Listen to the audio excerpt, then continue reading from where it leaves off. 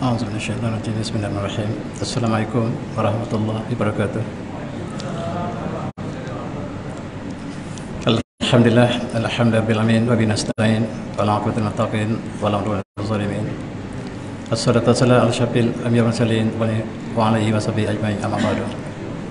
Yang saya muliakan Tuan Nazir, Tuan Mursi, Tuan Imam, Tuan Bilal, muslimat yang dirahmati Allah sekalian, alhamdulillah kita telah masuk hari yang ke-3, alhamdulillah. Dan marilah kita kenang Ramadan sebagai tazkirah kita pada tengah hari ini. Alhamdulillah sekali saya mengucapkan terima kasih, alhamdulillah dapat bersama dengan para jemaah. Barangkali pertama kali saya bertemu bersama para jemaah. Dan marilah kita renung tentang tazkirah Ramadan sebagai bulan penyucian jiwa.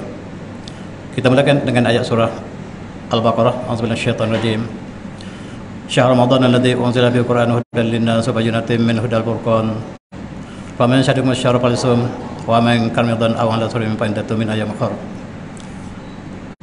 Bulan Ramadan ialah bulan yang diturunkan Al-Qur'an padanya sebagai petunjuk kepada manusia dan keterangan, bayyinat minal huda wal furqan, daripada al-huda dan pembeza di antara benar dan palsu. Faman syahida minkum asyhara falyasum. Barang siapa yang menyaksikan bulan tersebut, siapa yang ada dalam bulan tersebut, hendaklah dia berpuasa.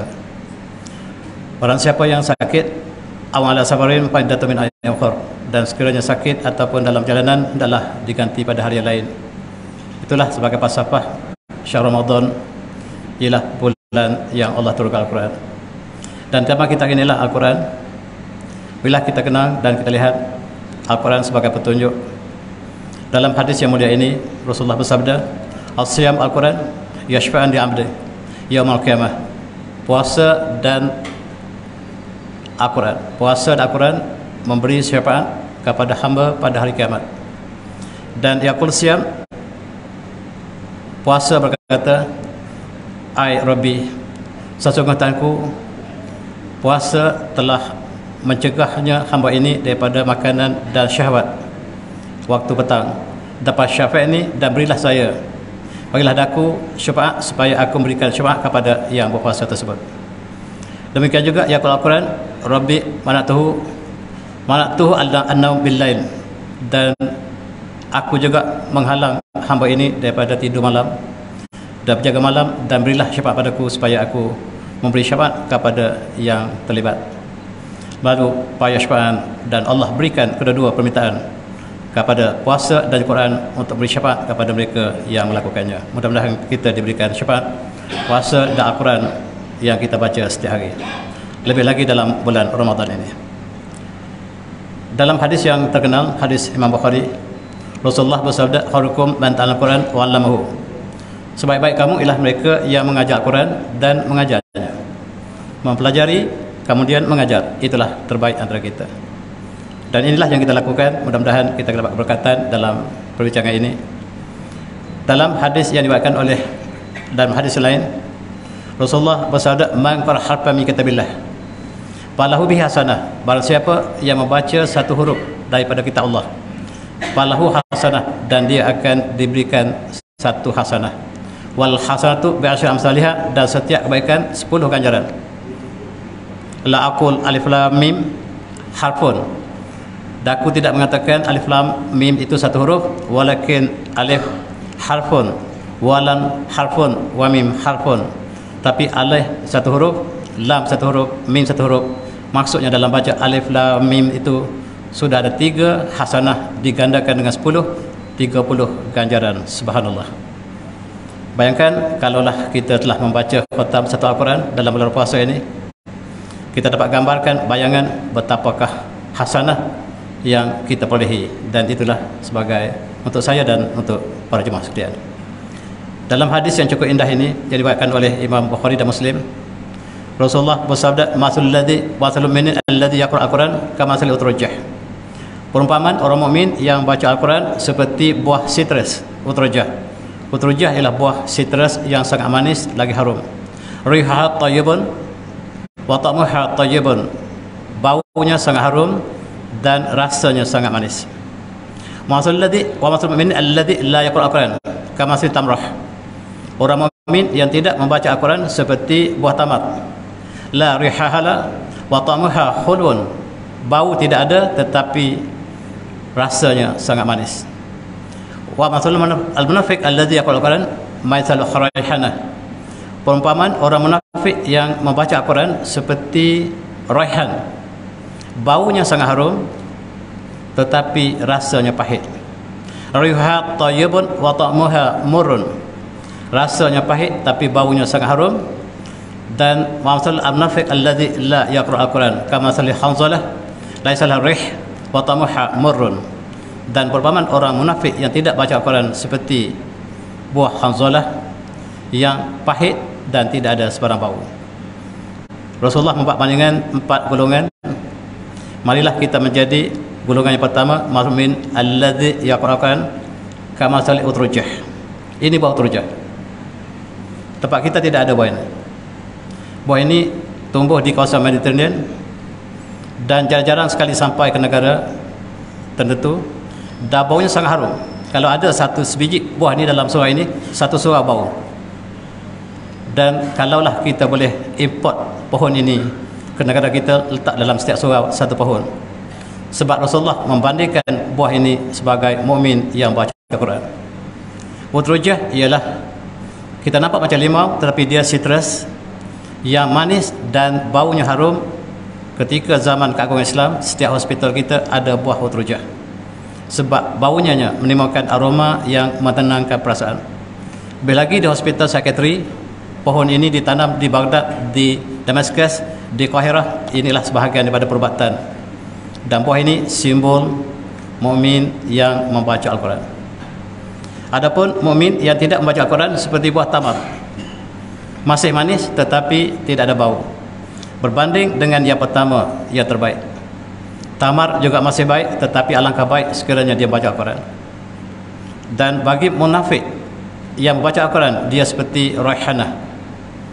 Raihanah ialah buah yang pahit tetapi baunya harum. Kita panggil raihan. Raihan ialah buah bauan daripada bunga yang harum tapi awas rasanya sangat pahit. Raihan. Yang terakhir ialah perbandingan orang munafik yang tidak baca Quran seperti buah ini, buah Hanzalah.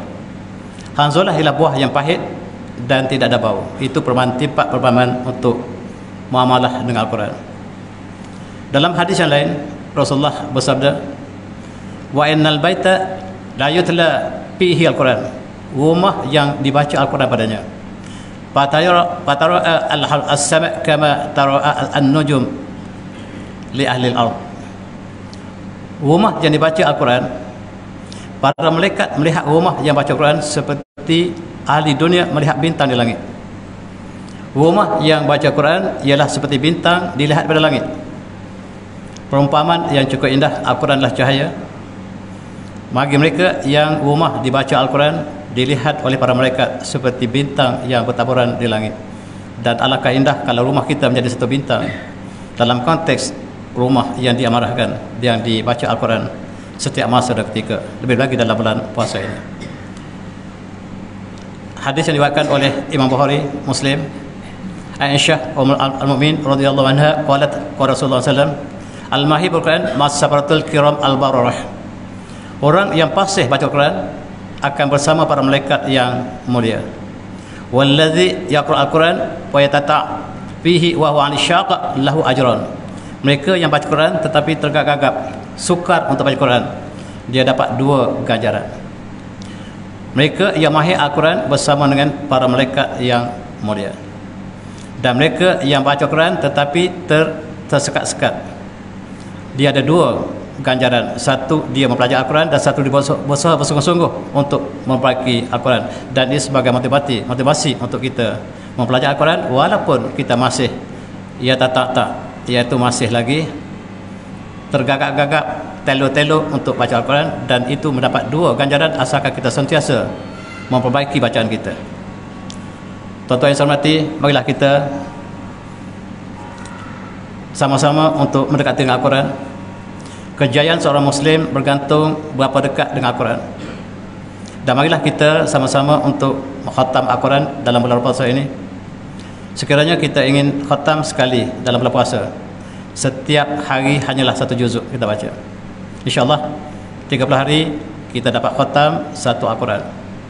Sekiranya ingin kita khatam 2 kali, maka kita baca 2 kali 2 juzuk 1 hari. Mungkin lepas subuh dan mungkin menunggu buka puasa, dan kita dapat khatam 2 kali sebulan. Begitu juga dengan 3 kali, 4 kali juga lakukan perkara yang setempel dengannya. Kalau terlepas kita sudah hafal ataupun sudah khatam 1 Quran 1 kali, marilah kita tambah 2 kali bulan ini, masih mampu. 3 kali juga masih mampu, bahkan 4 kali juga masih mampu, dan bergantung kepada kekuatan kita dan sejauh mana kita dengan Al-Quran. Sebab dalam surah Al-Furqan Allah berfirman, Rasul mengadu padanya. A'udzubillahi minasyaitonir rajim. Wa qala Rasul ya Rabbi inna qaumi ittakhadhu hadzal Qur'an mahjura. Inna qaumi ittakhadhu hadzal Qur'an mahjura.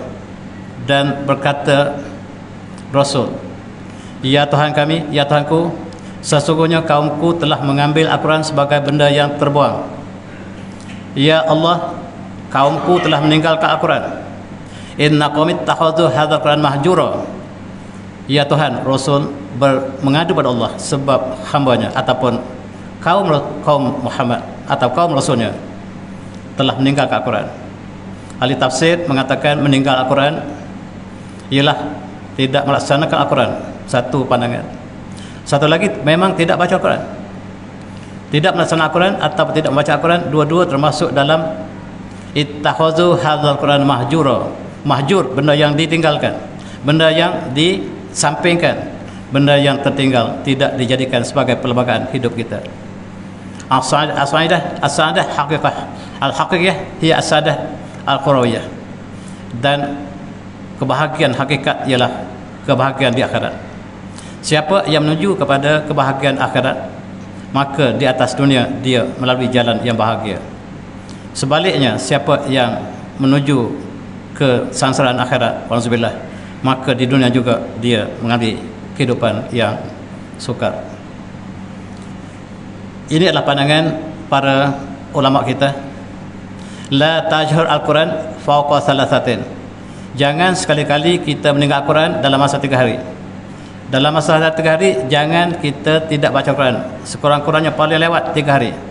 Sebab kai la tusamma inda rabbik hajiran, supaya kamu tidak termasuk dalam ayat tadi. Ayat ini Rasul mengadu pada Allah bahawa kaumnya mengambil Al-Quran sebagai barang yang terbuang, yang ditinggalkan. Dan kata para ulama, jangan kita tinggal Al-Quran lebih 3 hari, kait la tusamma inda rabbik hajiran, supaya kamu tidak dikatakan sebagai orang yang meninggalkan Al-Quran. Kait tusamma la tusamma inda rabbik hajiran, supaya kamu tidak termasuk dalam golongan yang disebut dalam ayat tadi. Inilah saya tuan-tuan, marilah kita dekatkan kita dan keluarga kita, jadi Al-Quran sebagai budaya kita. Negara kita, kalau kita baca Quran atas bas, satu perkara yang ganjil. Tetapi negara Arab tuan-tuan, mereka baca Quran di mana-mana saja. Ketika di stesen bas kita baca Quran, dalam perpustakaan mereka baca Quran, dan di mana saja terluang kita baca Quran. Saya dengan kawan saya cuba baca Quran atas bas masa belajar dulu. Kita dikutuk, jangan tunjuk alim di atas bas ini. Itu kawan kita sebut. Sebab belum jadi budaya kita. Kalau kita jadikan budaya Al-Quran, kita tidak merasakan itu kejanggalan. Kita jadi Al-Quran di mana kita berada, dan inilah menunjukkan berapa jauh kita Al-Quran, berapa dekat kita Al-Quran. Kejayaan kita bergantung kepada sejauh manakah kita dengan Al-Quran. Cukup ganjil Al-Quran, kelebihan Al-Quran. Al-Quran diturunkan oleh malaikat Jibril AS yang merupakan ketua para malaikat, dan diturunkan kepada Rasulullah, Rasul yang sebaik-baik ciptaan Allah. Rasul ialah ciptaan Allah yang teragung, dan diturunkan kepada Rasulullah, manusia yang teragung. Diturunkan oleh malaikat, ketua para malaikat. Diturunkan kepada umat Muhammad, umat yang sebaik-baik umat. Kuntum khairu ummatin, kamu ialah umat yang terbaik. Al-Quran diturunkan oleh Jibril yang terbaik kepada Rasul yang terbaik kepada umat yang terbaik, umat Muhammad. Pada bulan Ramadan, bulan yang terbaik, penghulu segala bulan, pada malam Lailatul Qadar, pada malam yang lebih baik pada 1000 malam, 1000 bulan, dan berlapis-lapis keindahan kelebihan Al-Quran, 5 kelebihan yang tersusun-susun, dan alangkah indah kalau kita jadikan itu sebagai pada budaya kita. Dan para jemaah sekalian, yang kita sebutkan di sini gambar-gambar menunjukkan di negara yang menghayati Al-Quran, kita lihat mereka membaca Al-Quran di mana-mana. Ketika mereka berehat, ketika mereka duduk di mana saja, dan dalam Al-Quran menyatakan 3 perniagaan yang tak pernah kita rugi. Salatun tijarah la yu'raf al-khasarah. 3 perniagaan yang tidak pernah kita akan rugi. Apakah 3 perkara itu? At-tilawah, baca Quran, as-salah, dan al-infaq. Tilawah Quran, solat, dan infaq, iaitu bersedekah. Sebab Allah menyatakan dalam surah yang lain, a'udzubillahi minasyaitonir rajim, innal ladzina yatluna kitaballah wa aqamus salah wa anfiqu mimma razaqnahum sirran wa alaniyatan yarjuna tijaratan lan tabur. Mereka yang baca Al-Quran, mereka yang baca kitab Allah, mendirikan solat dan menafkahkan harta mereka dalam keadaan mereka rahsia ataupun terang-terangan, mereka mengharapkan perniagaan yang tidak mungkin rugi. Allah isytiharkan 3 perniagaan yang tidak mungkin rugi, tilawah Quran, as-salah, wal infaq. Dan itulah sebagai tazkirah untuk saya dan juga untuk para jemaah sekalian. Dan kita sentiasa berdoa, Allah maj'al Quran rabi'a qulubina, ya Allah jadikan Al-Quran itu taman bunga dalam kalbu kami. Wa ja'al syafi'an lana yaumal hisab, dan jadilah Al-Quran itu sebagai pemberi syafaat kepada kami pada hari kiamat nanti. Dalam konteks ini, banyaklah kita bulan puasa ini untuk berzikir, sebagai Allah mengatakan, berfirman dalam ayat surah Al-Ra'd, a'udzu minasyaitonir rajim, alladzina amanu wa tatma'innu qulubuhum bi dzikrillah, ala bi dzikrillah tatma'innul qulub. Mereka yang beriman itu tenang jantung mereka, kalbu mereka dengan mengingati Allah. Dan sesungguhnya ketahuilah zikir Allah itu menenangkan perasaan. Dan inilah rahsia untuk kita sama-sama mengamalkan zikir-zikir yang muktabar dalam bulan puasa ataupun di luarnya. Banyak bersujud malam atau siangnya. Dan bulan yang sangat istimewa ini jangan kita lepaskan begitu saja dengan tidak ada apa yang kita lakukan dalam bulan yang cukup istimewa ini. Bersyukur, sebab bersyukur ialah simbol kebahagiaan. Alhamdulillah hina tahzan wa hina nabki wa hina tadhaq wa hina tabrah, walhamdulillah bi kulli hin. Alhamdulillah walaupun kita berduka, walaupun kita menangis, dan ketika kita gembira, ketika kita berketawa, alhamdulillah fi kulli hin. Dan bersyukur banyak-banyak pada bulan ini, dan sampaikan dan zahirkan syukuran ini dengan amalan yang banyak, termasuklah infak kepada yang tidak bernasib baik. Dalam hadis yang diriwayatkan oleh Muslim, Rasulullah bersabda, unzuru ila ma afsalmikum, lihatlah mereka yang di bawah kamu, wala tanzuru ila ma huwa fawqakum, jangan tengok orang di atas kamu. Kamu lihat orang di bawah kamu, kamu akan bersyukur. Jangan lihat orang di atas kamu. Sekiranya kamu lihat orang di atas kamu, bahwa ajra alla tazdaru nikmatullah, kalau kamu lihat orang di atas, sukar untuk kamu bersyukur. Dan marilah kita lihat orang di bawah kita. Kalau kita tidak ada kasut, ada orang tidak ada kaki untuk berjalan. Kalau kita tidak ada kasut, ada orang tidak ada kaki untuk berjalan. Lihat di bawah kita, dan kita akan bersyukur. Dan negara kita walaupun ekonomi merudum, kita lihat masyarakat Islam di negara yang sedang berperang, di Yaman, di Syria, di Afghanistan, mereka lebih bawah kita. Lihat mereka di bawah kamu, jangan kamu lihat di atas. Dan lihat di atas, sukar untuk kita bersyukur. Selain pada itu, kinah wa tama' huma al-ghani wal faqr. Orang yang qanaah jiwa dia, mereka yang kaya jiwa, dan orang yang sentiasa mengejar tidak cukup dengan harta, mereka lah orang yang fakir. Inilah yang kita harus sama-sama untuk laksanakan. Dan tadi juga saya sebut di surah sebelah, dalam hadis Rasulullah yang cukup indah ini, sumber kebahagiaan kita ialah kita berdoa kepada orang yang mereka tidak tahu kita berdoa. Man da'a li akhihi bi zahir al-ghaib qala al-malak al-muwakkal bihi amin wa laka bimislin. Dan mereka yang berdoa kepada saudaranya yang dia tidak ketahui, yang didoa tidak mengetahui, yang mendoa padanya, maka Allah akan utuskan seorang malaikat yang malaikat ini akan amin doanya. Dan kata malaikat, walaka bimislin, pada kamu juga sebagaimana kamu minta pada saudara kamu, dan semoga dapat apa yang kamu minta pada kamu juga.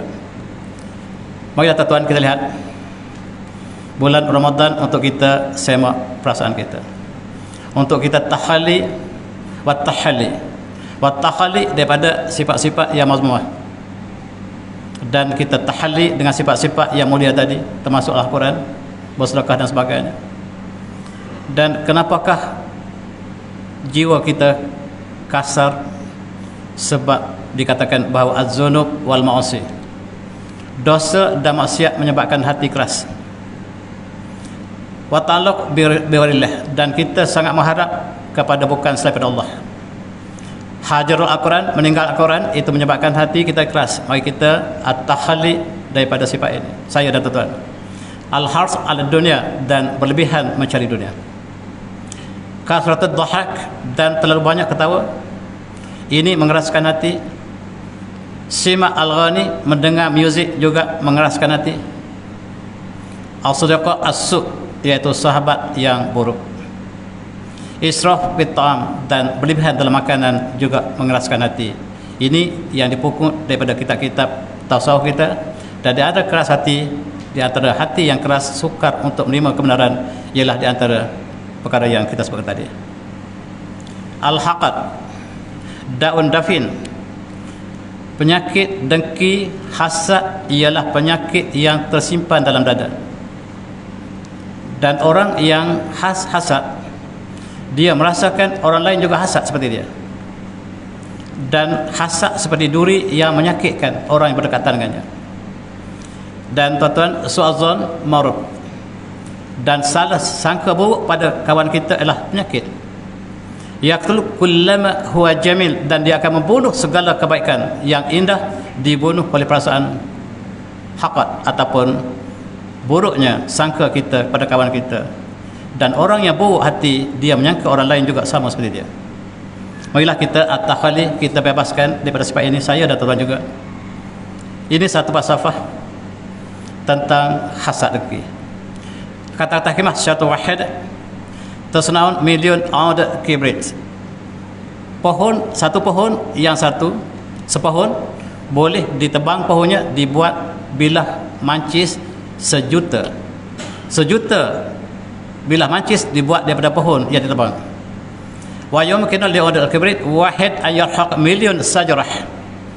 Tetapi sebatang mancis yang kecil dapat membakar sejuta pohon. Inilah ibarat mereka yang dengki. Dengan dengki satu mancis, dia dapat membakar seluruh hutan. Dan demikianlah, lidzalika la yadu abran salabiyan wahid yusran ala mariyan ijabat fi hayatika. Kita melihat kawan kita yang ada satu keburukan, kita besarkan keburukannya, tetapi kita lupa sejuta kebaikan yang ada padanya. Kita melihat keburukan yang satu adalah yang dapat membakar seluruh hutan dalam kata-kata hikmah tadi. Sedangkan kebaikan yang banyak, begitu banyak yang kita lupakan, sedangkan satu keburukan yang kita besarkan. Itulah kata-kata hikmah untuk kita sama renungi.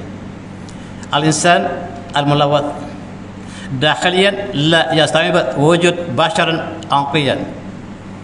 Dan insan yang hatinya telah gelap di dalam, hati tercemar di dalam, dia tidak dapat membayangkan orang lain ada yang baik.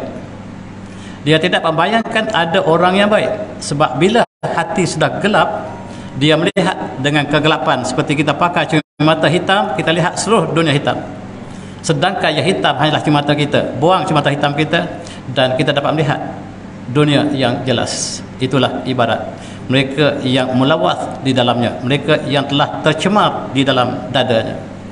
Sedangkan pencemaran bukan saja pada alam semesta, tetapi dalam jiwa kita yang kita harus sama-sama baiki untuk sepanjang bulan Ramadan dan selepasnya.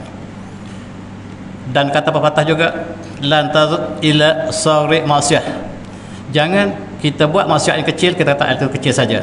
Walakin zur li'azati man asaita, tapi lihat maksiat itu dilakukan kepada siapa? Pada Allah. Tentu dia besar. Jangan lihat maksiat yang kecil, tetapi lihat pada siapakah maksiat itu dilakukan. Ini semua kata-kata ahli sufi. Kita ulang kembali, mudah-mudahan dapat menyentuh hati kita juga. Jangan kamu lihat kepada kecilnya maksiat yang kamu lakukan, tetapi kepada siapakah yang akan melakukan maksiat tersebut. Dan inilah segala-galanya, ialah kalbu kita. Dalam hadis yang mulia ini muttafaqun alaih, Rasulullah bersabda, ala wa inna fil jasadi mawdah, dalam jasad kamu ada satu ketul daging, iza salahat salahat jasad kulluh, apabila daging itu baik maka baik seluruh badan, wa iza fasadat fasadal jasad kulluh, dan apabila rusaknya organ tersebut maka seluruh badan akan rosak. Ala wahyal qalbu, dan ketahuilah dia adalah qalbu. Inilah yang kita baiki, untuk kita baiki sepanjang hayat kita. Sebab di sinilah raja segala-galanya. Raja yang adil, dia akan memerintah dengan adil. Raja yang zalim, dia akan menyuruh segala tenteranya, termasuk kaki, tangan, mulut dan sebagainya, untuk melakukan keburukan. Dan sekiranya raja ini baik, maka kerajaannya jadi baik. Sekiranya raja ini zalim, maka begitulah ibarat pada jasad manusia juga demikian. Dan marilah kita juga kenang apa yang Rasulullah sebut, pesan kita bukan saja dalam puasa, di luar juga. Dalam hadis yang dibawakan muttafaqun alaih, la tabawadu wa la tahasadu wa la tadabaru wa kunu ibadallahi ikhwana. Jangan kamu saling benci membenci, jangan kamu saling hasad menghasati, jangan kamu saling belakang membelakangi, wa kunu ibadallahi ikhwanan. Jadilah kamu hamba Allah yang bersaudara. Pesanan untuk sepanjang hayat. Sebab inilah yang menghancurkan ikatan masyarakat. Kerana kita cantik, kita sombong pada orang lain. Allah berikan kelebihan pada kita dan kita sombong. Wala tahasadu, wala tabaghadu, wala tadabaru. Cukup indah tuan-tuan. Sangat singkat kata hadis inilah. Wala tabaghadu, wala tahasadu, wala tadabaru. Wa kunu ibadallahi ikhwana. Bagi mereka yang melihat kata-kata dari segi bahasa Arab, kata-kata ini lengkap dalam bait yang sangat ringkas, meliputi seluruh kehidupan kita dalam konteks kehidupan bermasyarakat. Kerana kita cantik, kita benci orang lain. Kerana kita kaya, kita menjadikan orang lain kita sombongan.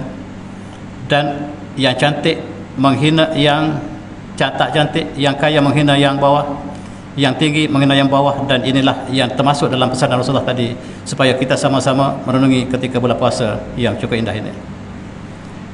Inilah tuan-tuan sebagai ibadat. Ketika ayah masih ibu, ibu dan ayah masih ada, kita adik-beradik bersama makan secara seadanya. Makanan yang kecil dikongsi bersama. Tetapi bila mak dan ayah tidak ada, dalam masyarakat perpecahan berlaku antara ayah, antara adik dan ibu, adik dan abang. Di sebelah kiri ialah gambar rumah Hamid dengan abangnya. Di sebelahnya rumah adiknya, di sebelah sini rumah Hamid. Mereka buat pagar sebab sudah tidak ada ikatan persaudaraan. Ketika ibu dan ayah masih ada, mereka bersama, tidur bersama, makan bersama sekadarnya. Tetapi bila ayah dan tidak ada, mereka membawa diri masing-masing dan duduk bersebelahan, tetapi belakang membelakangi. Wala tadabaru. Rasulullah berpesan, wala tadabaru, wala tabaghadu, wala tahasadu. Tengok sempadan di antara Belgium dengan Holland. Dia tidak ada sungai, tidak ada gunung, tetapi hanya ada line. Ada tulis dibuat line untuk memberikan sempadan antara dua negara, antara Belgium dengan Holland. Tetapi rumah Hamid dengan adiknya ada pagar yang sangat tebal. Persaudaraan telah diputuskan. Marilah kita hubung kembali pada bulan puasa ini. Saya dan tuan-tuan, marilah kita rapatkan kembali saf kita. Sekiranya ada tercela sedikit perasaan sebelum ini, marilah kita rapatkan kembali. Bulan inilah bulan yang indah untuk kita sama-sama saksikan. Ini pagar rumah Hamid dengan adik dia. Duduk sebelah. Kita melawat Hamid, nak melawat adik dia, ada pagar. Ini cukup malang dalam masyarakat kita, masyarakat Islam. Bukan saja membelakangi, tetapi sudah memutuskan tali persaudaraan. Marilah kita hubung kembali sekiranya ada seperti ini dalam kalangan kita. Dan kita ingat negara pun tidak ada sempadan yang sedemikian. Dan sekiranya kita merasakan keakuhan kita, tengok di bawah. Kita berasal pada bumi dan kita akan kembali pada bumi setinggi mana sekalipun. Jangan kita terpedaya dengan perasaan kita, dengan kekuatan kita, dan tengok ke bumi. Sekiranya perasaan itu datang melintas dalam bumi, dalam perasaan kita, tengok ke bawah dan ketahuilah kita berasal daripada bumi. Kepada bumi kita akan kembali. Dalam hadis yang mulia muttafaqun alaih, Rasulullah berpesan, "Idza kana yawma sami ahadikum wala yarfathu wala yashab fa in saba ahadun aw qatalahu falyaqul inni shaim." Sekiranya seorang kamu puasa, jangan kamu lakukan yarfas, jangan hubungan suami isteri. Wala yashab, jangan bertengkar. Fa in sabahu ahadun, sekiranya orang mencela kita, aw qatalahu atau perangi kita, falyaqul inni shaim, saya sedang berpuasa. Inni shaim, saya sedang berpuasa. Jawab inni shaim. Cukup indah pesan Rasulullah. Sekiranya ada orang yang mencela, mengatakan dengan kata-kata yang buruk, dan jawab inni shaim, senang disebut, sukar untuk dilaksanakan. Dalam hadis yang mulia juga, man lam yada' qaula zur, siapa yang tidak boleh meninggalkan kata-kata bohong, fal amalu bihi wala sallahu hajatan fi ayyada ta'amahu wa syarabah, dan Allah tidak memerlukan puasanya yang dia meninggalkan makan dan minum, sekiranya dia tidak meninggalkan amalan buruknya, termasuklah perkataan-perkataan yang dusta. Allah tidak memerlukan puasanya. Dan subhanallah, hadis yang banyak kali kita baca, dalam hadis yang dikatakan muttafaqun alaih juga, dalam syurga itu ada satu pintu yang disebut yuqaluhu ar-rayyan, yadkhulu minhu shaimun, dan pintu itu hanya dimasuki oleh orang yang puasa yaumul qiyamah. La yadkhulu minhu ahadun, dan tidak ada orang yang boleh masuk selain pada orang puasa. Dan apabila orang puasa sudah masuk semuanya, maka pintu itu pun ditutup. Ini simbol bagaimanakah penghargaan ataupun nikmat mereka yang berpuasa dengan sempurna. Dan Rasulullah juga bersabda, "Rabbas shaim laisa min siyamihi illa ju'." Dan berapa ramaikah orang puasa tetapi yang dia dapat hanyalah lapar, sebab dia tidak meninggalkan perkara yang keburukan. Wa rabbas shaim laisa lahu qiyamun illa sahr. Dan berapa ramaikah orang yang mendirikan malam tetapi yang dia dapat ialah hanyalah berjaga malam, sebab dia tidak meninggalkan perkara yang dilarang oleh Allah Subhanahu wa taala. Dan inilah apa yang kita sebutkan tadi, tuan-tuan. Dan Sayyidina Umar berpesan pada kita, albirun hayyin, untuk kebajikan itu sangat mudah. Dan innamal birru syai'un hayyin, melakukan kebaikan itu perkara yang sangat mudah, sebab senyum kepada kawan pun satu kebaikan. Dan lidah yang indah, kata yang baik juga sedekah yang untuk kita sama-sama amalkan. Ada satu kisah yang saya ingin berkongsi, tuan-tuan. Ada seorang penjual cuka di pasar, di sebelahnya ada yang jual madu. Yang menjual cuka laku, tetapi yang jual madu tak laku. Yang jual madu tanya kepada yang jual cuka, "Kenapakah madu saya tak laku dan cuka tuan laku?" Jawab yang penjual cuka, "Saya jual cuka dengan lidah seperti madu. Tuan menjual madu tapi lidah seperti cuka." Untuk kita ambil iktibar. Dalam muamalah, perkara seperti inilah yang kadang-kadang kita lupa. Kadang-kadang lupa dalam konteks bermuamalah dengan lisan yang indah. Dan jangan lupa, tuan-tuan, ramai saudara kita yang kelaparan. Mereka yang sedang kelaparan sedangkan kita sedang kekenyangan. Malaysia diisytiharkan oleh WHO, Badan Kesihatan Dunia, sebagai penduduk yang paling obes, paling gemuk di Asia Tenggara. Malaysia adalah negara yang paling mewah dalam konteks makanan. Dan tuan-tuan yang pergi ke pasar Ramadan malam tadi ataupun semalam dapat saksikan juadah yang pelbagai, sedangkan saudara kita sedang kelaparan. Saudara kita di Yaman tidak cukup makanan, bahkan air sedang mereka alami sedang kemarau yang panjang. Tanaman yang mereka tanam dimakan oleh belalang. Mereka kelaparan. Gandum tidak sampai pada mereka sebab peperangan sedang berlaku di Ukraine dan Rusia. Selalunya Somalia ataupun Afrika selalu menerima gandum daripada Ukraine. Ukraine telah berperang, tidak ada ekspor gandum. Mereka tidak dapat import gandum dan mereka kelaparan sekarang. Inilah suasana yang harus kita sama-sama fikirkan. Ini saudara kita di Turki. Mereka baru saja mengalami gempa bumi yang sangat dahsyat. Dan mereka tidak sempat untuk buat bangunan dan mereka duduk tempat-tempat seperti ini. Pelarian di Syria juga seperti ini. Pelarian di Afghanistan juga seperti ini. Dan mereka sekarang sedang di Rundung Malang, sedangkan mereka sedang menjalankan puasa sama seperti kita. Mari kita bersuati pada mereka. Sekiranya ada badan-badan yang mengendalikan derma dan sebagainya, marilah kita sama-sama memberikan sokongan, sebab mereka lah satu jasad seperti kita juga, dan kita dengan saudara kita lah satu jasad yang sama. Kita lihat inilah suasana yang berlaku di Turki, cukup menyayati. Sudahlah kita lihat gempa bumi yang berlaku, bukan sekali tapi berturut-turut. Bangunan yang perkasa juga hancur lebur. Manusia terperangkap dan kematian tidak dapat dielakkan. Dan selepas ini mereka ditempatkan tempat-tempat pelarian. Dan jangan lupa juga kita baru saja lepas pada bencana banjir di Batu Pahat, di Johor, dan dikatakan sisa-sisa kesan-kesan banjir masih dirasakan di Johor. Marilah kita bersimpati dan kita berikan pertolongan yang seadanya. Dalam satu hadis yang diriwayatkan oleh Imam Muslim, Rasulullah bersabda, "Walladzi nafsi biyadihi la yu'minu 'abdun hatta yuhibbu li jari ma yuhibbu li nafsihi." Atau kama qala, demi jiwaku dalam tangannya, tidak beriman seorang hamba sehingga dia cinta pada jirannya sebagaimana dia cinta pada dirinya sendiri. Bukan seorang mukmin yang tulen sekiranya dia sehingga dia mencintai jirannya sebagaimana mencintai dirinya sendiri. Dan tuan-tuan, marilah kita sama-sama infak sebagaimana perniagaan yang tidak pernah rugi. Ialah infak satu perkara yang cukup indah untuk bulan kita lakukan bulan puasa ini.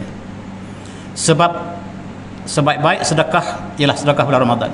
Riwayat Imam Tirmizi.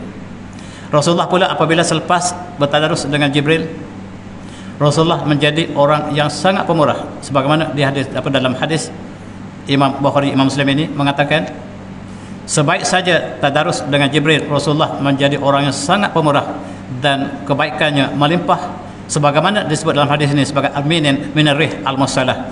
Dan kebaikan Rasulullah dan sedekah Rasulullah seperti angin yang bertiup kencang.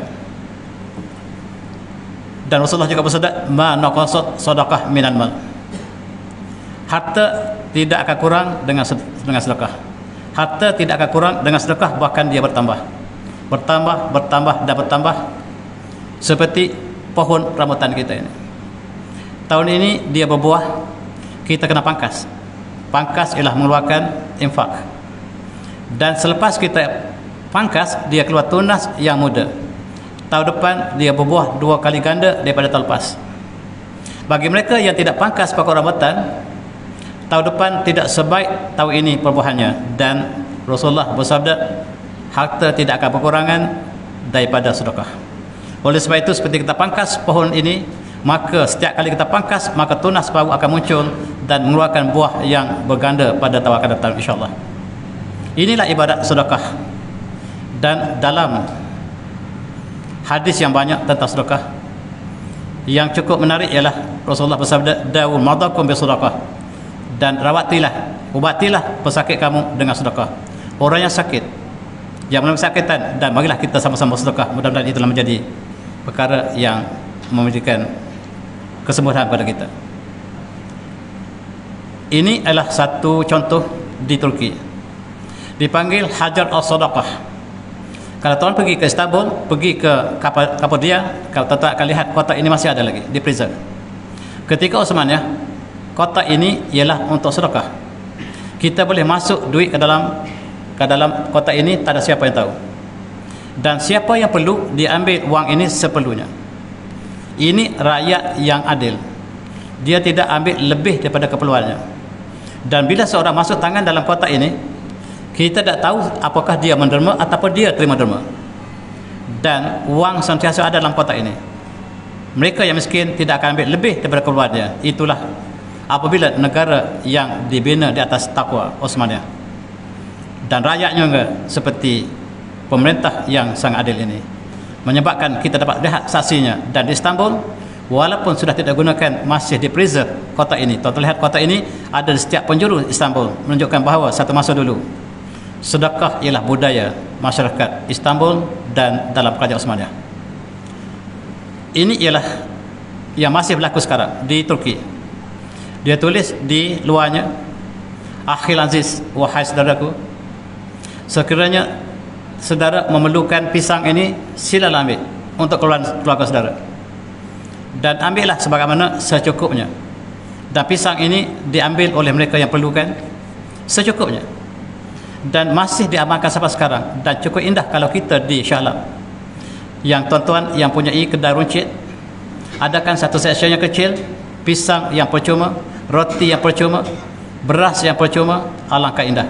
Sebab sedekah tidak pernah mengurangkan harta. Sedekah tidak pernah mengurangkan harta. Inilah yang diamalkan oleh hampir setiap peruncit di Turki. Dan tuan-tuan, roti, kedai roti, setiap kedai roti ada bahagian untuk sedekah. Ini dilakukan sampai hari ini. Kadang-kadang kita ambil juga bukan kerana kita tak ada duit, tetapi kerana kita nak rasa roti yang sedap ini. Roti ini sangat istimewa. Saya sangat suka roti ini, tuan-tuan. Kadang-kadang kita dapat sepercuma, sebab dia kata ambillah kalaulah tuan perlu, tetapi sekiranya tuan memerlukan roti ini, ambillah sebanyaknya. Dan mereka tidak pernah ambil lebih daripada keperluan. Untuk buka puasa mereka ambil 3, mereka ambil 4, dan masih lagi ditinggalkan untuk orang lain. Dan itulah keindahan dalam kerajaan Osmaniyah. Bersedekah ialah satu budaya. Dan ini juga masih saya ambil gambar ini ialah untuk menunjukkan bahawa antara buah-buahan yang dijual, sayur yang ada di sini, sentiasa ada ruangan. Setiap kedai runcit ada ruangan untuk sedekah, lebih lagi bulan puasa. Kalau kita dapat laksanakan di sini, tuan-tuan yang ada kedai runcit, alangkah indahnya. Dan surau-surau juga boleh letakkan satu section yang kecil, bukan untuk ahli surau tapi untuk masyarakat. Letakkan di tepi luar ini satu daripada kebaikan yang sangat-sangat indah dalam konteks kita masyarakat. Dan tuan-tuan yang saya hormati, amalan kerajaan Osmaniyah, apabila ada seorang penduduk yang miskin, mereka bawa gandum dan mereka ketuk pintu dan letak dan tinggal cepat-cepat supaya tidak mengaibkan tuan rumah. Tuan rumah yang diberikan sedekah diketuk pintu dan berlalu cepat. Jangan bertemu muka dengan tuan rumah untuk menunjukkan bahawa kita bagi ikhlas dan tidak perlu kepada terima kasih. Ini dilakukan oleh Osmaniyah, tapi sayang Osmaniyah telah berakhir. Osmaniyah telah berakhir dan sukar untuk diulang kembali, kecuali di tempat-tempat di Turki masih ada lagi amalan seperti ini. Ini sebagai budaya yang lalu yang masih diamalkan oleh orang tua. Jangan lupa juga buat baik kepada haiwan, binatang. Dan saya masih lagi bagi contoh di Istanbul. Di Istanbul kita lihat kucing akan diberikan layanan yang sangat istimewa, dan membuat baik kepada haiwan ini sebahagian daripada ihsan yang dituntut. Kita lihat di sana ketika musim salji, mereka akan taburkan gandum di atas puncak gunung. Mereka taburkan puncak gunung ialah untuk tujuan burung yang terperangkap, sebab musim salji tidak ada makanan, burung yang masih ada di atas puncak gunung dapat selamat. Dan ini amalan Osmaniyah. Kerajaan Osmaniyah masih lakukan sampai sekarang. Kerajaan Presiden Erdogan masih menaburkan gandum di atas gunung setiap musim salji. Dan mereka taburkan di atas gunung, tiba-tiba gempa bumi berlaku. Selepas mereka tabur untuk burung, tiba-tiba kawasan tersebut gempa bumi. Dan itu berlaku di Turki.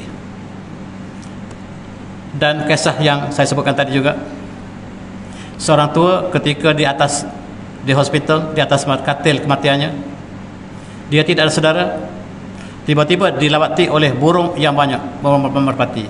Rupanya setiap hari dia beri makan burung merpati, dan hari kematiannya dia dilawati oleh burung yang banyak. Itulah tuan-tuan sebagai satu kisah.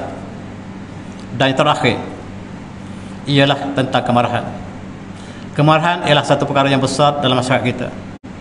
Dalam konteks ini, Abu Darda bertanya Rasulullah, "Ya Rasulullah, dalilni ala amalin yudakhilni al-jannah, ya Allah, ya Rasulullah, beri kepada saya satu amalan yang saya amalkan dan saya masuk surga. Kata Rasulullah, la taghdab, jangan kamu marah. Jangan kamu marah, itulah amalan yang membawa kamu ke surga. Sebab marah akibatnya sangat luas. Dan dalam surah Al-Hajr, ada Hijr, Rasulullah digambarkan dalam ayat ini bahawa Rasulullah sempit dada apabila berdepan dengan orang Quraisy yang menolak seruan baginda. Dan Allah mengatakan, walaqad na'lamu annaka yadhiqu sadruka bima yaqulun. Sesungguhnya kami tahu apakah dada kamu sempit, wahai Muhammad, disebabkan apa yang mereka kata pada kamu. Dan sebagai pengubatnya, fasabbih bihamdi rabbika wa kum minas sajidin, dan bertasbihlah dengan segala pujian Allah, segala pujian Tuhanmu, dan jadilah kamu orang yang bersujud. Ini untuk perasaan marah. Bila dada telah sempit, maka Allah mengatakan fasabbih bihamdi rabbik wa kum minas sajidin. 3 perkara: bertasbih, bertahmid, dan bersujud. Hari ini kemarahan sangat-sangat luar biasa. Dan Rasulullah juga bersabda, laisa syadid bisyrah, orang yang kuat bukan dia dapat mengalahkan dalam gusti, tetapi innama syadid alladhi yamliku nafsu indal ghadab. Rasulullah mengatakan lelaki yang kuat bukan lelaki dapat mengalahkan lawannya, tetapi lelaki yang dapat menahan perasaan ketika marah. Lelaki yang perkasa ialah dia dapat tahan perasaan marah. Kita sekarang tuan-tuan marah di mana-mana. Di Bangi bulan puasa tahun lepas ada buat 8 rakaat, ada buat 20 rakaat. Yang buat 8 rakaat parking depan, yang buat 20 parking belakang. Bila sudah 8 rakaat, mereka nak keluar, tersekat dengan 20, tak boleh keluar. Yang buat 20 pula sudah solat, ada more, ada tadarus, dan bila tengah malam baru boleh keluar. Bergaduh. Solat sunat, bergaduh haram. Ini berlaku dalam masyarakat kita. Kemarahan berlaku di mana-mana. Rasulullah berpesan kekuatan lelaki bukan dapat menumbang lawannya, tetapi lelaki innama syadid alladhi yamliku nafsah indal ghadab, dan mereka yang dapat menahan perasaan ketika marah. Dan Rasulullah juga pesan, idza ghadaba ahadukum falyadha fa innama al-ghadab minan nar. Apabila kemarahan telah berlaku pada kamu, seorang pada kamu, dah segera berwuduk, dan kemarahan daripada syaitan, daripada api. Al-ghadab ajamrah fi qalbi ibn Adam. Kemarahan ialah bara api dalam jiwa Bani Adam. Dan inilah ubatnya seperti kita sebut tadi. Dan cukup indah tuan-tuan, kita tutupkan dengan ayat ini. A'udzu minasyaitonir rajim. Wa ibadur rahmanil ladzi namshuna 'alal ardi hauna wa idza khatabahum jahiluna qalu salama. Cukup indah tuan-tuan. Hamba Allah ialah mereka yang berjalan atas muka bumi secara lemah lembut. Wa iza khatabahum jahilu, apabila ditegur, disapa, dikatakan oleh orang jahil, qalu salama, mereka balas dengan kesejahteraan. Mereka berkata dengan kata yang baik. Walladzina yaqulu rabbihim sujudan wa qiyama, yaitu mereka yang tidur malam dengan penuh dengan sujud dan qiyam. Walladzina yaqulu rabbana srif 'anna 'adzab jahannam inna 'adzabaha kana gharama, dan mereka yang berkata, ya Allah, ya Tuhan kami, hindarlah kami daripada azab neraka, dan sungguhnya azab neraka itu sangat-sangat menyakitkan. Innaha sat mustaqarrun wa muqama, dan azab neraka itu sangat-sangat kekal dan sangat-sangat menakutkan. Walladzina idza anfaqu lam yusrifu wa lam yaqturu wa kana baina dzalika qawama, dan mereka yang apabila memberi nafkah, mereka tidak melampau, mereka tidak berlebihan, mereka tidak bakhil, tetapi mereka ambil jalan tengah di antara keduanya. Dan walladzina yashhaduna zur wa idza maru billawi idza maru billawi maru kirama, mereka yang tidak menyaksikan kedustaan, dan apabila mereka melalui satu perkara yang lara, permainan yang lara, mereka melalui dengan penuh kemuliaan. Maru kirama. Walladzina idza dzukiru bi rabbihim lam yakhru 'alaiha summa wa umyana, mereka yang bila diberikan peringatan dengan ayat kami terhadap Tuhan mereka, dia tidak menjadi orang yang peka dan orang yang buta, dia mengambil itibar pada Allah. walladzina yaquluna rabbana hab lana min azwajina wa dhurriyyatina qurrata a'yun waj'alna lil muttaqina imama. Mereka yang berdoa, wahai Tuhan kami, berilah pada kami saudara zuriat ataupun isteri kami yang baik dan zuriat kami yang menjadi qurrata a'yun, yang menjadi penghias mata kami, waj'alna lil muttaqina imama, dan jadilah kami sebagai pemimpin kepada orang muttaqin, orang yang bertakwa.